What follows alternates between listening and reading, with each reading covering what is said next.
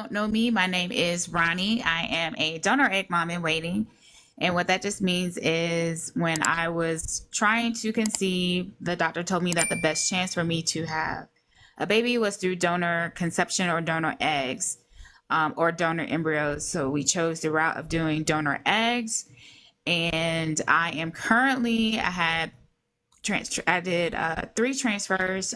Two of them I had early miscarriages. One was a failed. I am currently on the road to transfer number four. I started a group in 2019, Dalle, to the panel, and we can start wherever you are ready to start. I don't know where to start. I figured you could I ask. mean, you told your story. You said that you were got married late, 39, Yep, got wanted to married. conceive, We tried and a couple months, like 4 months, and 4 to 6 months, and nothing was happening. And they say like wait up to a year, and I was like, I'm 39. I'm not waiting. So we went and found out that I had a low ovarian reserve. So that's when we started looking at fertility specialists. okay.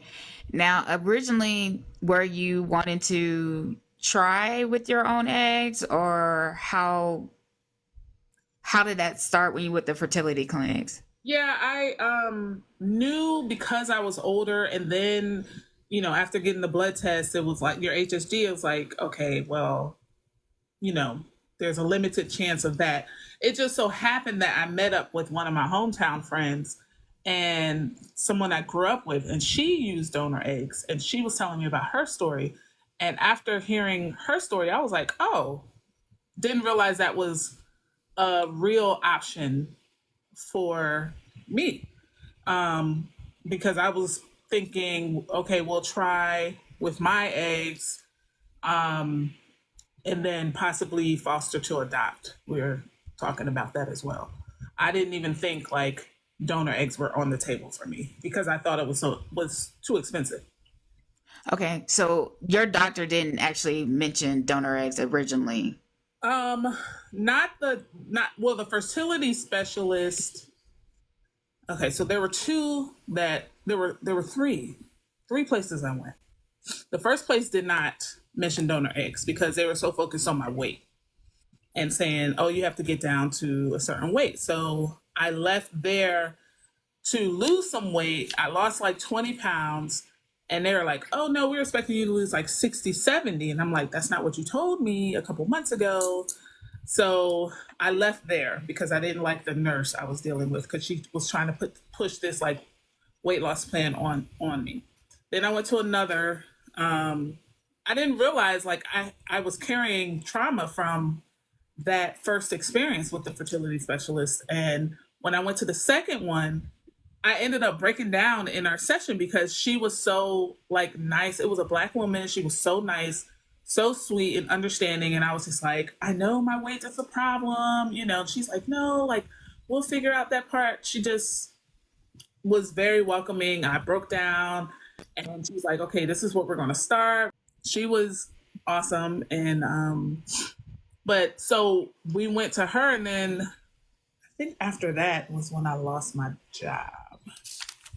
Was that? No, I had a consult with her. I was over their BMI limit. And so we completed another ultrasound. She said my tubes were clear and everything. And then we looked at the pricing and we were like, we're still not going to be able to really afford this. So then I had been looking at CNY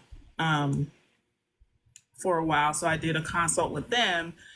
And they did say, like, oh, your BMI could be an issue as far as conceiving, but we'll still work with you. Uh, so we moved. Well, in between that consult and the other one, that doctor left the practice. So it just I ended up going with CNY. Right. And so started with CNY, started initially, but then because my weight had been such an issue, I was like, I had been toying with getting weight loss surgery, bariatric surgery. And so I ended up stopping the process back in 2019, for the fertility process, because I didn't want to like waste time. Well, not waste time. I just knew like it would take some time. Like the weight that they were expecting me to lose in order to meet the BMI requirements was like 100 pounds. So I'm like, I'm not going to be able to lose that in like 6 months to a year on my own. So I ended up doing weight loss surgery in May of 2020.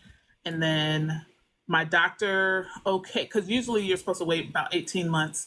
My doctor said, just give him like 9 to 12 months, and then he will be okay with me. Because I told him like my reasoning is because Trying to get pregnant. yeah, I'm trying to get pregnant. I need to meet these BMI requirements in order to be seen or increase my chances by losing weight. So did that, and then started again in 2021.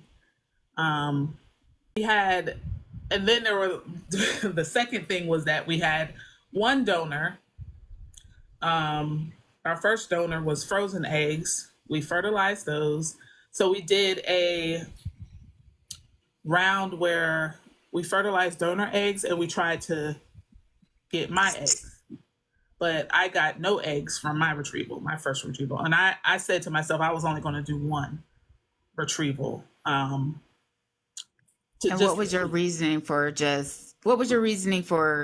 trying just to begin with? I wasn't going to try at all. I was going to go straight to donor eggs. But my friend was like, well, you don't want to have any regret to be like, well, what if, or anything. So I was like, okay, I'll try. And yeah, they didn't retrieve any eggs every time. Cause my first retrieval got canceled. Well, I canceled it. Well, it was a couple of cancels. Like I had about 3 months of it being canceled. And then I went, the fourth one, they were like, it's one in a possible follicles. And it was at that time I was trying to go to New York for the retrieval. And it was just between my job and my husband's job and trying to drive up there. It was just too much for one in a possible. So we were like, hold off and go the next month. Had a cancellation, then had to hold off. Eventually, we switched to going to Colorado, and then we went to Colorado to do a retrieval with the frozen eggs add-on. So they didn't retrieve any of my eggs. They fertilized all of the 6 donor eggs that we had, and only one fertilized. So that was another disappointment. And I'm glad you're speaking about that because, as much as we want donor eggs to just kind of be like a savior, because that's how it's pitched. Right. It's pitched as, let me get all the eggs. They're great. Just do donor eggs. Just do donor eggs, And you're like, okay, great. And then, you get to this thing of one, you're like, hey. Because you told me this was it. Yeah.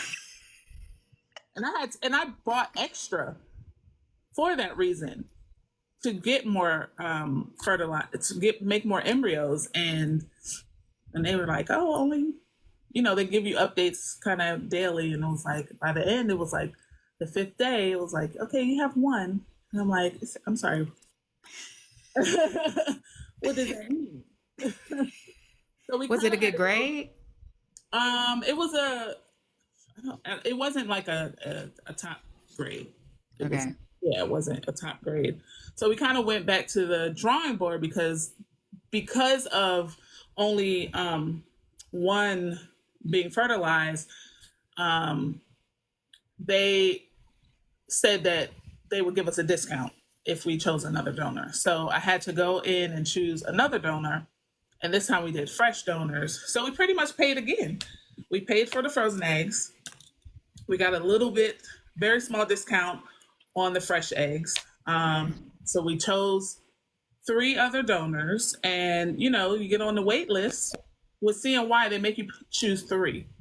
Yeah. I was literally like number 26 on one donor's list. And in the other, on the other two, I was in the teens. So it just so happened after maybe a few months, I'm not sure exactly, 3 or 4, no, maybe 6 months, like I came up, my number came up for one donor. They're saying she's gonna do a retrieval, and then that got pushed back like a month or two, and then she finally did her retrieval. So we got 6 eggs, and 4 of them fertilized. So And once their those, package is probably at the time like what, 10 or something like that. yeah, about 10,000. Their frozens were about 8. Um, so we got 4 embryos out of that one. Pretty good grades. We weren't going to do PG testing. And the timing of it all was kind of like, okay, we were fertilizing the, we were going through the process of the donor eggs being fertilized. And then in that time, they thought I had a fibroid. So I had to do a hysteroscopy, and it ended up just being polyps. So I did that in September, I believe. Let me look at my notes. Yep, I did it in September. It's a timeline. So I did it in September, and then in November, I did my transfer. Now, leading up to that, because I mean, you already said you had one donor, one embryo, and then now you're in a situation, because I have to have people understand, she's out of the thick of the thieves, like, Mm. but can you go back to emotionally how you were feeling? You've been told you got one embryo. Now you got to pay more because you need, and discount really, discount ain't like 50% off, y'all's like No. discount, like, maybe 10, like Yeah. it's like 10% off or something like that. So, you got to come up with more of that. And I know in your story, you talked about just the financial toll that it was taking. Yeah. Can you talk about like ways you guys did to afford it, or, what you had to do in order to buy the first lot and then buy the second one? Because I know that the great thing about CNY is they have payment plans. And that's great. And some of us who are CNY have 5-year-olds and they still paying on them. But I mean, financially, yeah, it was a toll. In the midst of going through the process, I lost my job. I was out of work for 6 months, right at the beginning when we started. So thankfully, I was on my husband's insurance. That's when I decided, let me focus on this weight loss surgery to get the weight off. Then I was able to during that, I was able to find another job. And that job actually had fertility benefits. So Oh, wow. it paid for the IVF, but it didn't pay for the donor eggs. Of course.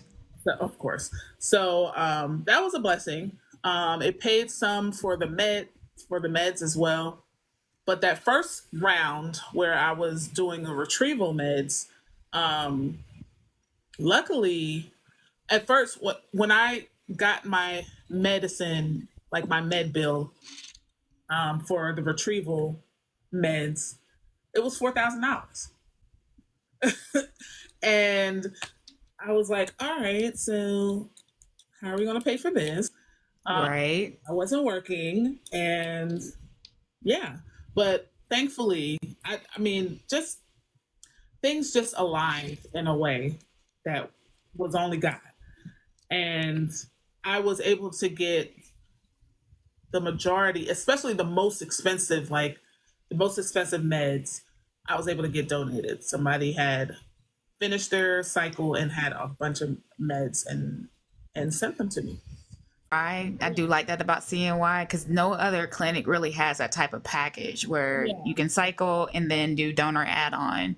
And it saves you money for being able to fertilize them all at the same time. Same time, yeah. So That's very true that you do save that fee on that. mm-hmm.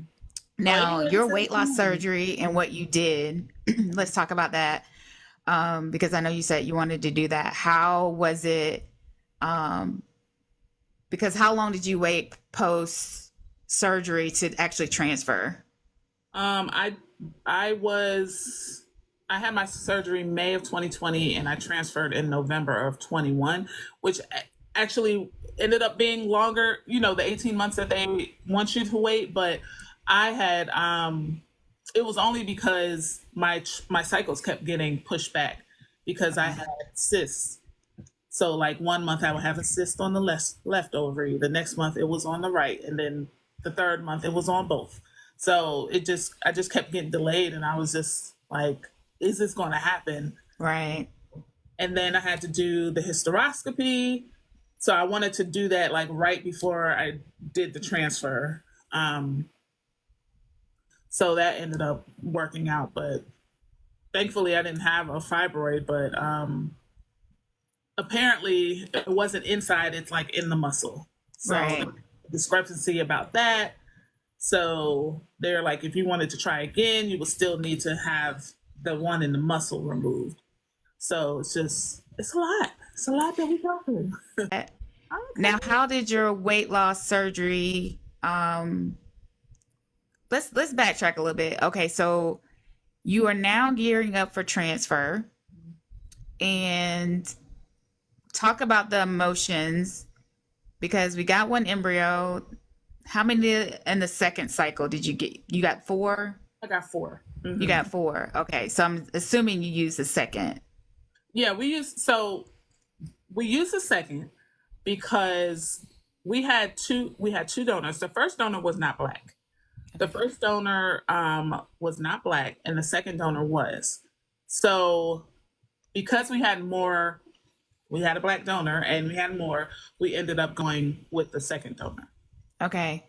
And you said you were in line for 3. So talk about the disparity, were you able to find those 3? Were they of color? Did they resemble you? Like, what was your thought process of picking those 3 and then ultimately getting the one you wanted? I mean, the one that you got. I mean, the first donor, she was Korean and white. Oh, wow. Yeah, there weren't any black donors on the frozen donor egg list at that time. So we wanted a donor of color, and she was Korean and white, I believe. And then when we went to the second donor, the 3 we chose from, one was Dominican, one was Puerto Rican, and one was black. But the majority, yeah, they weren't all black. And it was like a rat race. Like CNY has a lot of different groups for the different locations and everything, but they're like, oh, make sure you check the portal every day and see who's new and who's there. And just so you know, we're talking with Dahlia. She transferred her, she's CNY. She actually had weight loss surgery prior to it. Because we haven't really talked enough about medical intervention and weight. Because everybody keeps saying this. Like, I know somebody who was like, 300 whatever pounds and they got pregnant. But, it's a liability for clinics when you're over a certain weight to really to transfer. So a lot of them won't. A lot of them have BMI restrictions. CNY is a clinic that doesn't really have one. My clinic also doesn't really have one. Now they say they'd like for you to lose weight, because I will say this: my clinic has never ever addressed my weight, but I lost weight, and when I did, the first thing he said was, "This is great." So it wasn't like a push like to lose it, but they were saying like, hey, this is going to increase your chances, to really get pregnant. They said we're not going to, we will still take you as a patient, but losing weight could help with increasing your chances. Right. So it can impact it. But what I feel like this, and you can let me know, because I know you left the clinic, is when they tell you need to lose like X, Y, and Z, does it, I don't know if it's like a mental block or something, but you feel like you can't lose the weight. Yeah. I like I said, after that meeting, and I actually liked the RE at that first fertility clinic. I didn't like his nurse. He was very kind. He wasn't like, you, we're not even gonna touch you unless you lose weight. He's like, hey, let's try to lose some weight and come back in a couple of months, and like and then see the plan. So I came back in a few months, and like I said, I had lost like 20 pounds, and I didn't even get to talk to him because his nurse was like, no, you were supposed to lose like 60 pounds. I lost my train of thought. The weight. We were trying to do IUI, and Okay. I didn't think I had to lose that much weight to do the IUI, and that's what he told me because I took notes. And when I went back and I had lost the 20 pounds, they're like, oh yeah, no, you still need to lose another like 50 pounds. And I'm like, that's not what you told me like 3 months ago. Yeah. So yeah, it's disheartening when that's the sole focus. Right. Because I was talking, I was sharing just a little bit of my story yesterday, and I was like, out of all the doctors that need to be compassionate, don't you think the RE should be like just a little compassionate, It's like at the end of the day, they're worried about their numbers. Right. They're worried about their statistics. And I think like nobody prepares you for like going to the IVF clinic unless you know someone who is going to that IVF clinic. Nobody prepares you for like what really is going to happen there. And the way that they expect you to know what the hell they're talking about. That part. That part. Even with CNY, like I went in and they're like, I mean, I left there crying. I swear every appointment that's crying like, I don't know what's going on. I don't know what they're talking about. Luckily, I had a friend that had done IVF 2 years prior, and she researched top tier. So she knew. So I'm like, what's this mean? I don't know. She's like, okay, so you're going to go in and they're going to do this, and this is what this means. So I had her for advice, thank God. But yeah, like just the way that they think I'm like, this is my first cycle. I don't know what you're talking about. Exactly. I mean, even when I went to, because I think the first group I joined was Black Wise, TTC. I joined that one. And they had someone who was like guru, and she would break down. I learned so much from her. She was also a CNY patient, and she knew CNY like the back of her hand. Yeah. And so she would break down and say, I'm not going to hold you. If y'all sitting there waiting on CNY to call you back, they not calling. Yeah. That's one thing I did. I did find out from their groups, like their Facebook groups. I know that they weren't going to hold your hand. No. Like, come here, get in and out. I did have one. I don't know if she was a nurse. She did the ultrasounds. She was like a tech. I didn't like her because she was just, I mean, she was one that immediately was like, oh, you need to do donor eggs. And this was when I was like, I'm going to do a retrieval first. And she's like, right. You do donor eggs. And I'm like, ma'am, please.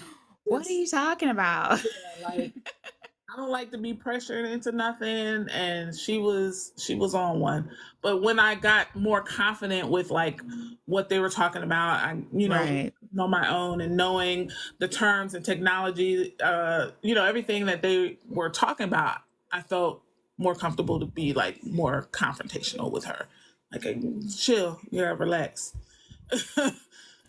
I think the common thing out of all these interviews I keep hearing is, even when we had Chantel on here, who was an actual egg donor, is advocating for yourself is so important. Very much in this space. Yeah. It's important just in general, but when it comes to this, because they will just throw stuff and say, you just need to do this.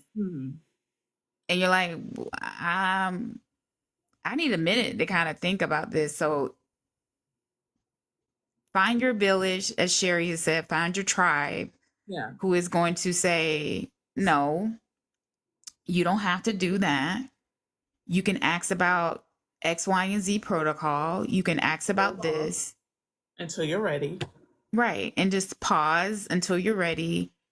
And that is really truly the reason why I made, at the time, women of color doing donor eggs, because trying to find the information was just like, how are y'all doing this? Like, how are y'all finding these eggs? Like, how are y'all doing this? Because now we're in this that we can say, go here or go there, or this is my experience. Yeah. Don't with take that. this personal, know that you have to stay on top of your stuff and Right. call you. Like, if you're looking for someone to hold your hand through the process, like, CNY is not the place for you. I mean, honestly, a lot of clinics aren't going to do that either. Yeah. And I mean, you're going to pay a lot more, and you don't even talk to anybody. It's a portal, and you just put your information in there. You ask your question, and they may or may not call you back. And maybe some people may be thinking, oh, well, if I go with them, it'll be better because I'm paying more. And that's not necessarily the truth. It's not necessarily the truth. Yeah. So you really have to, I think somebody came and asking and said, well, how do I get started? I said, you need to do more than one consult. So if it's 4 clinics in your area, you need to do 4 consults. You need to do 4 consults. You may she liked the doctor, she didn't like the nurse. A lot of times you like the nurse, you don't like the doctor. I like the doctor, and I'm like, man, that just is so sad that nurse was just so shady. She wanted me to basically, in order to see him, I would have to pay another like $200 fee. Right. To go and just ask him a question. She would not let me talk to the doctor. And I'm like, I'm not going to be dealing with this. It's already, like you said, it's already emotional enough. Right. You don't need to deal with rude people in the process. So, I mean, and freedom. I've seen we've heard stories about, not good nurses and, those things. But ultimately, that's what I said. If I had to do, if I did the whole more than one consult at a time, I realized quickly that Utah is my 10th clinic. So yeah, it's my 10th clinic. I ain't gonna hold you. I gotta go. Who knew? It's my 10th. My 10th. Hey, even I spent the block. I spent the block on some of them too, but I was like, No, I don't blame you. Same way. Go where you feel good. Because when that doctor left the second clinic, I was like, let me just go ahead and let me leave this here. That's when I went on the weight loss journey, because I was like, I don't know what I'm going to do, because she was the best. Right. And how much did you lose before you transferred? I lost, I think I probably about 100 pounds. Okay. Yeah. And so we're up to, you flew to Colorado. Because cheaper. It was cheaper. It was cheaper. And now you're gearing up for transfer, and you transfer. Tell us about the emotions of transferring. You didn't test your embryo, so you just went with best grade? Yeah. I had maybe 2 of them were the best grade. I mean, they were all really pretty good grades. So I just went with the highest, because I did 3-day embryos. They froze on day 3. The first donor was a 5-day embryo, but these were day 3. So, wow. I know a lot of people, there's, a lot of debate between the 2, but day 3 embryos work just as well. We've had Ursula. She's gonna come on later. She grew her out to day 5. But we have a lot of CNY. That's a common protocol they'll do because they feel that the embryo does better in the body than it does outside in the lab. So they are known to do day threes. Some clinics are no to day three. So this is why I say, because people always ask, wish I do day 3 or day 5. I said, you ask a day 3 person, they're going to tell you day 3. Yeah. You ask a day 5 person, they're going to say day 5. If you ask a day 6 person that got their baby, they're going to say, well, I got my baby on day 6. Ultimately, do what you feel is in your heart. Like, there really is no right or wrong answer. I didn't make the decision. I was like, you guys are there watching them. Right. So I told them to make the decision, and they did day 3. So none of the new ones you have. So you still have day 3 embryos. Mm-hmm. So your first transfer worked. My first transfer worked. Yeah. You're so lucky. How does that feel? I listen. I always say I've been through a lot.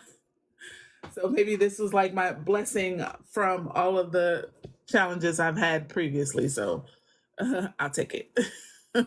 And you lost, and my condolences. You lost your mom. Yes, unfortunately I lost my mom the week before my transfer. It was 6 days before my transfer. I had been doing my monitoring up until that point. She was sick. She was battling lung cancer, and she had fluid on her lungs that was getting drained, but then she ended up going into the hospital. And then that week, at the end of the week, she ended up passing. So I was like, okay, so I'm just not going to do it, Your transfer? I was like, I'm just not going to do it. And my battle was, I was in the midst of, you have to go like every day, every other day while you're monitoring. And so I couldn't, my parents, I'm from Philly, so I couldn't get up there. When my mom was in the hospital, she's like, no, don't worry about it. Like, I'm going to go out. At that point, her health had been deteriorating. So we were going to move her into like a nursing facility. But I didn't get up there. So that's kind of like one of my regrets, that I didn't get up there when she was in the hospital. But after talking to her, my family, they were like, no, like, you're already in the midst of this journey, so follow through with it. She passed, and I flew to Colorado like 5 days later and transferred the next day. And then I flew from Colorado to Philly for her funeral. That's it. Now, did you think your transfer was going to work? I did not know. Listen, I was so in my Zen mode. I was in a Zen mode because I didn't want nobody bothering me. I didn't want any drama. I knew I was going to be emotional, so I was just trying to stay as calm as possible. But I honestly, in my mind, had already counted it out. I was like, it's just so much going on that if this doesn't work, I'm already planning for the next one. So, Okay. and I was not, honestly, I wasn't expecting it to work just because of everything that was going on. Throughout the whole pregnancy, I was like, eyes wide open, like, is this for real? Just not believing that it was happening, like, at all. That's amazing. That is amazing. Yeah. Now, I know, again, growing her inside you, knowing she is from an egg donor, how was it growing her? Did you feel like you really want her mom? No, I never. I'm saying, like, the whole time I've always told my friends that I'm gonna have a kid, and I'm gonna be like, whose kid is that? Because I'm just like, there's a baby? Is mine? She's calling me mommy? Like, so that's how I was the whole pregnancy. Like, what is that? It's moving. Like, just shock. I don't know. Like, not that I was in denial, but I definitely didn't feel like that wasn't my baby, though. Right. No, I'm very grateful for having the chance to carry her to form more of that connection. Um, but it was still kind of like an out of body, like, it's your baby. You're pregnant. Like, You're pregnant. And I carried really small, so it was even more like, are you pregnant? And I was 7 months. I still was like, you know, the belly I have right now. Like, I'm like, do you think it was due to the weight loss surgery I think so. or? Yeah, they say that uh you carry small. Well, the babies are small. Bariatric babies are smaller because she was 4 pounds. Oh, wow. Mm. Were you able to eat just Um, smaller? yeah, just smaller portions. I only had very early on, maybe 12 weeks, had a little nausea, but I never got sick. Thankfully. But yeah, I connected. I was purposeful about like connecting with her, to talk to her and to, just enjoy that kind of one-on-one time. But I wish I was a lot in my head, just from, there's a lot of like pregnancy and birth trauma on social media. Yeah. And you see a lot of, I had to kind of get off TikTok because I was seeing a lot of like infant deaths, stillborns, miscarriages, all kinds of things on social media. And that was scaring me and made me feel like scared. So my mindset was, even while I was doing the process of gearing up to do my retrieval, it was like, okay, what's happening the next day? It was like day by day, week by week. I wasn't looking towards a future. It was more Wow. like, okay, I made it to this week. Let's, go to the next week. I had a friend, we had the same due date. So we would always like wish each other, oh, happy 17th week, or, we were talking all the time, what's going on with you? How are you feeling? Or what's your baby doing or whatever. So I'm thankful for that connection. But yeah, I wish I would have like enjoyed the pregnancy more. The chat was basically saying, they all had fears, about bringing that baby home. And that I think that's a valid, when you've gone through infertility, you've gone through loss, whether it's egg donation or just your own, you don't even want to say anything. You don't want to talk about it. Like, I don't, just be quiet. Are you pregnant? Mind your business. Like, no, Right. because it's like you've waited for so long to get here, and you're just like, now, God, I know you're not gonna let me get this far.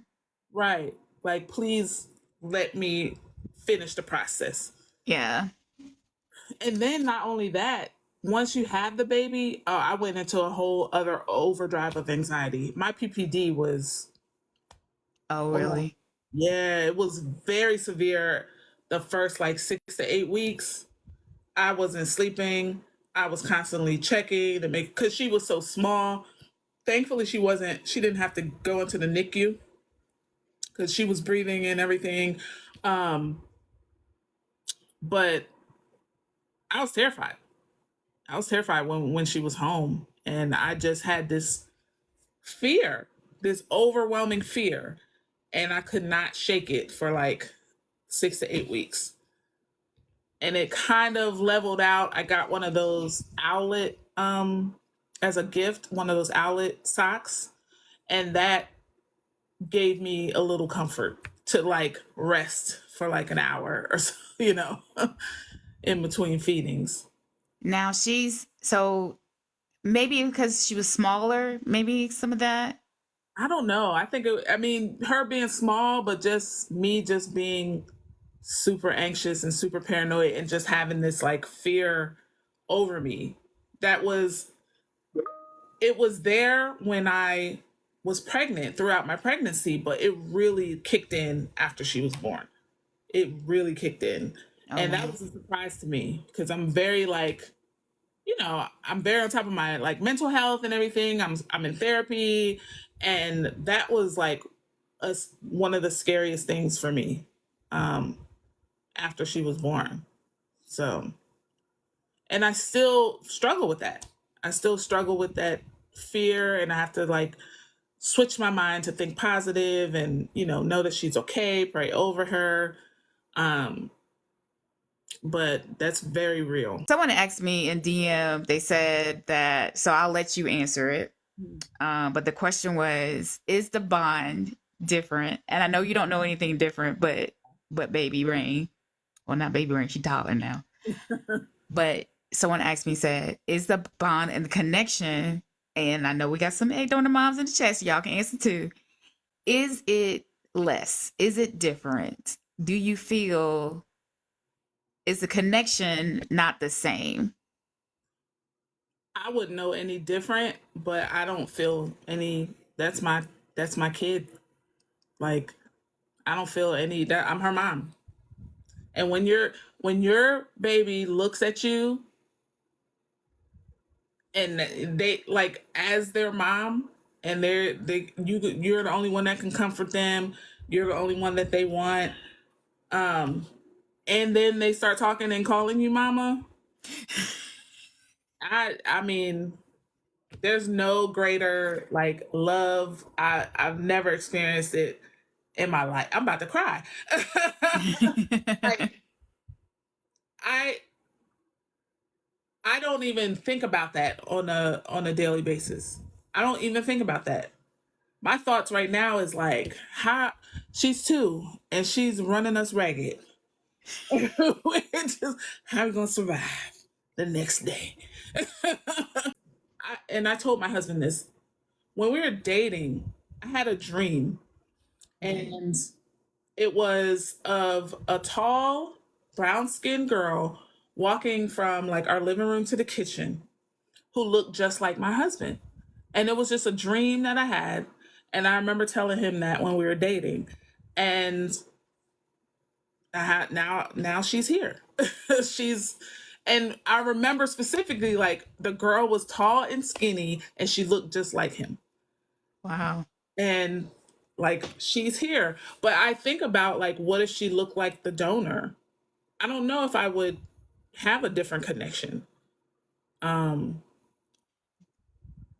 I know for some people, now I've pulled up pictures of my donor, because I'm right now I'm like going back and forth about who to pick.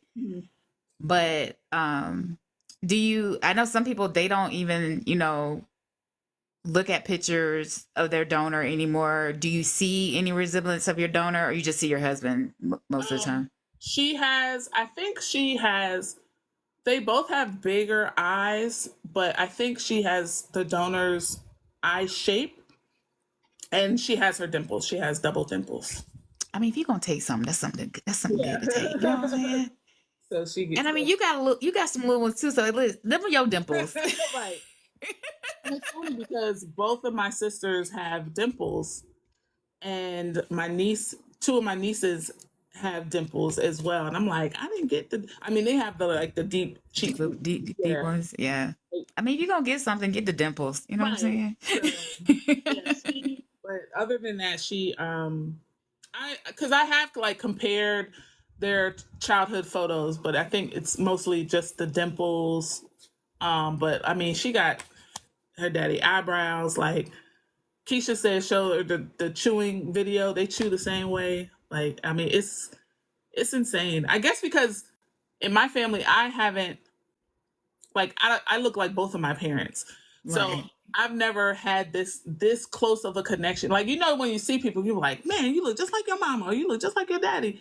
I haven't had that experience, like, so close, I guess, within my family. So now it's like kind of awesome to see, like, man, You look just like your daddy. You look just like your daddy.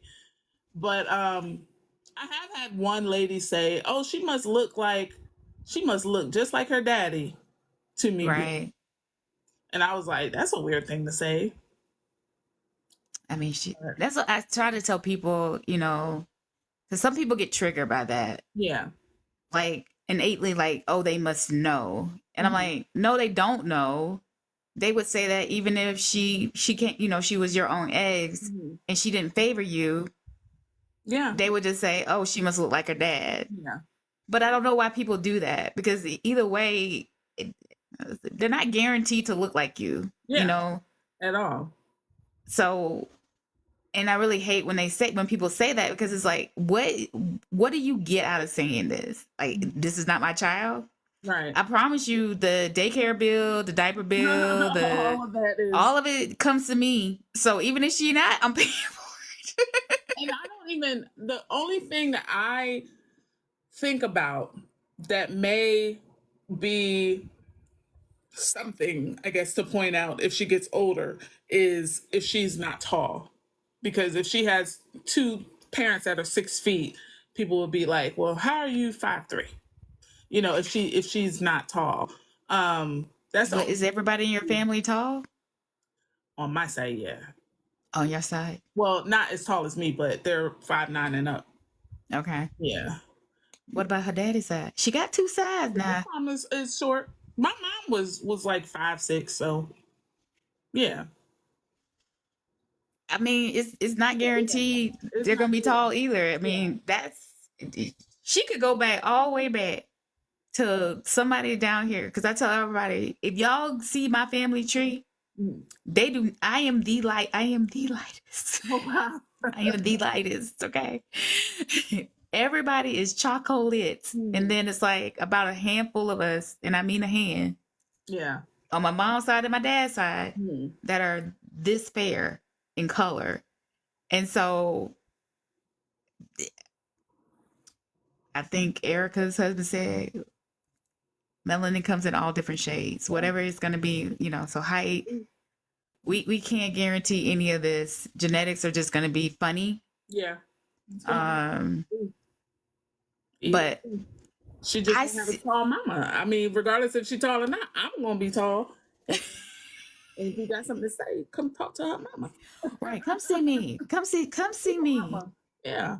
And I wonder, too, like, because we know the donor is like 5'3",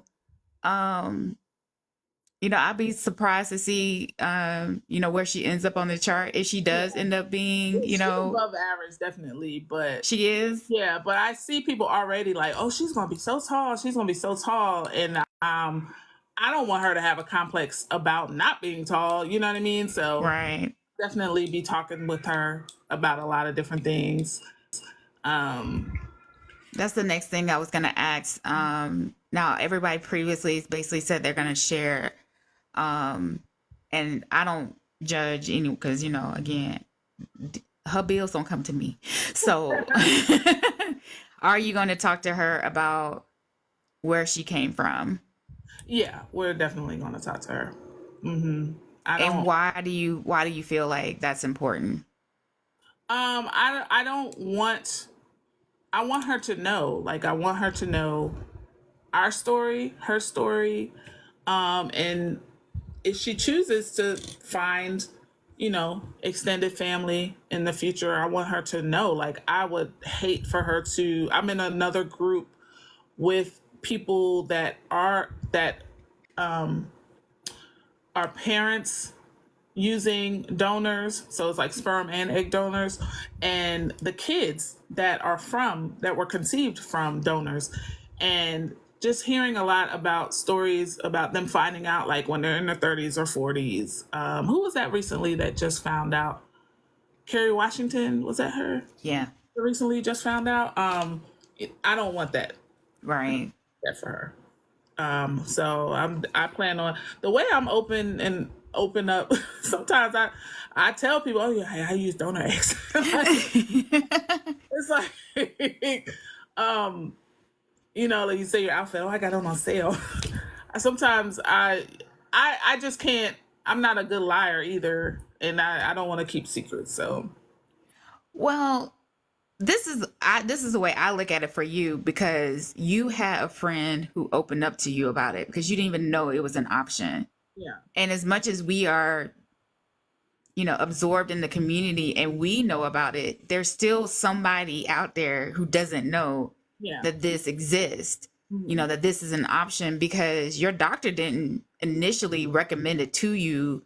You just knew a friend of it and then they told you about it. So, if we don't share our stories, and that was the reason of building the village, building the community up, is because in taking it to something broader than what we were doing in Zoom, is because now we're reaching people who have been told this, they need donor eggs. yeah, They join the group all the time and the first thing they say is, I am so happy I found this group, because I don't even know how to unpack this. Like, what am I supposed to say? right, Because in the other groups, when they say, my doctor told me I needed donor eggs, they all say, girl, you don't need donor eggs. Don't let them tell you that.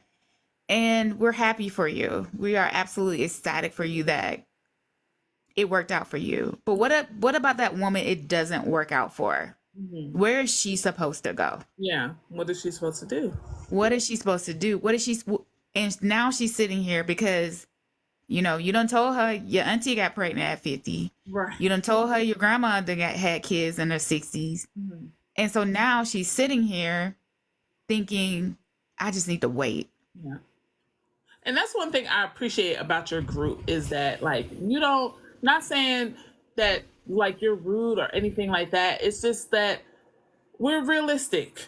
Right. We're letting you know, like, okay, we're gonna look at statistics. We heard about your cousin's auntie's baby sister, that had a baby at 50, but we want to be realistic and we want to have those options available. Like, Right. you still may want to try. That's fine. This ain't the group for you. When you're Right. ready, come and join us, and Right. we'll help you with the process. And I want to, and that's why I share my story as well, because I want to, like, normalize it. Like, it's nothing bad. Right. I mean, it's nothing to be ashamed of. There's people that don't even share that they have IVF, and I'm like, Right. it's like a procedure, like it's like a medical procedure.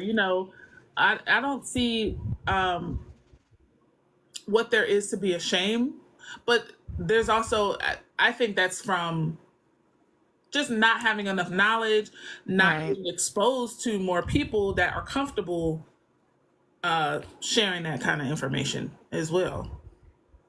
Yeah, someone said I found out a few women use IVF after I went through the process. Feel like infertility is the only diagnosis where nobody tells you to go get help. They always tell you, wait, Pray about it. pray about it. God's gonna bless you. You're thinking about it too hard. Yeah. But if I break my leg or need a kidney or a new heart, I got cancer, y'all ready to do a walkathon for me and a puzzle piece and everything. We got to get you better. We got to get you to the best doctors. But when it comes to that, it's like, well, why would you do that? It's like, it's a medical. Because I needed help. I needed help. Even just getting to that point, like, a lot of people don't even want to take the blood test. And sometimes when I hear women talk about, oh, well, and they're already in their 30s, late 30s, regardless of even how old you are, it's just good to know where you stand. Right. And it's just a blood test. You don't even have to deal with Wanda yet.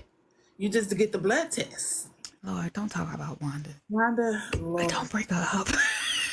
Start sharing with it. So I'm like you. I'm all about protecting your mental health, establishing boundaries when it comes to this, because you already feel like you're losing yourself. So now you have Wanda was moody. You have 4 embryos left. Do you have plans for those We embryos? had we're probably going to donate them for medical science. Okay. I did talk to my husband about it, and that's what we ended up deciding. And I mean, that's perfectly. I would rather somebody do that than just to just totally discard, because the embryologist needs something to um work on in order to make science better. Um, so it's Mhm. always a viable option. Everyone And that's doesn't I mean, donate. that's a whole other, yeah, that's a whole other level um, to donate. Like I commend people that go on to donate their embryos. Like that's a whole nother level of courage that And I admire. was he not okay with it, or you both weren't okay with it? Him more so. Okay. Uh, yeah. I mean, when you see what you have, it's definitely hard to break that, to say there's another rain, which is not. It's going to be another rain out there. Yeah, with another family, and yeah, I wasn't completely comfortable with it either. Uh, I just wasn't there. I wasn't there mentally for that. And that's perfectly okay. I say all the time, some people don't. Your choices are your choices. Again, it's your money, you know.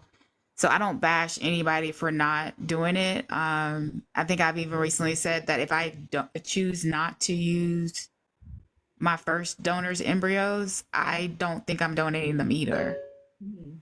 because I'm just too emotionally tied to them. And you have embryos from both donors? Hmm. Oh, okay. Yeah. Yeah. And I've transferred 3 of my first donors. So to say I donate those and someone gets a live birth from those, I don't know how it be. Yeah. No, she's not gonna hold y'all. She's one and done. No. There you go. Initially, I was all, oh yeah, we gonna go back like a year later, 9 months later, and have another one. Yeah, child. I don't know. I don't have. No. Yeah. Once she got here, we were like, all right. I mean, we both were like, we're gonna have two, and but yeah, no, we're not gonna be able to do it. That age is getting a little. That age is getting a little. Listen, girl, you don't stop. Right. This at all. Like she be running us rag. And every like week I'm like, could you imagine having another one? And my husband's like, nope. Like, nope. I'm like, yeah, me either. Like I if I were young if I were like 10 years younger, Right. yeah, I would probably consider it. But it's just so expensive as well.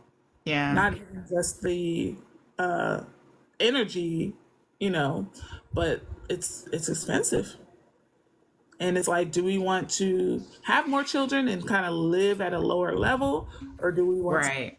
continue to live how we live with our one? I mean, it's a lot to take into. I want to thank you for your full transparency. I want to thank you for showing up.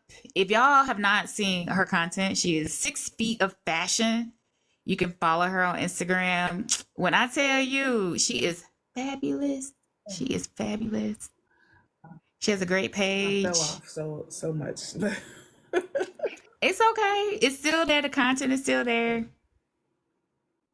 The content is still there. Um, but yeah, you can definitely, okay. Yeah, I already know that she was on there. But you can follow her on all platforms. Again, yours is still a different story. I think you're the first person who's come on here who's first transfer Oh worked. wow. You know, everybody else has had a few. So you're the, so that's what I said. Every story is going to be different when they come up here, y'all. But, and all of them are not, it's not tragic stories, there are some other things, that happen in our life. But as far as like the donor part, it seems like you still had some hurdles, but they weren't as bad. Mm-hmm. But it still all worked out in the end. You have a beautiful little girl. Thank you. And I hope that this story has inspired someone who maybe wasn't thinking about it. If you are on the fence about doing egg donation or embryo donation or surrogacy, we are on the Book of Faces, every shade of it.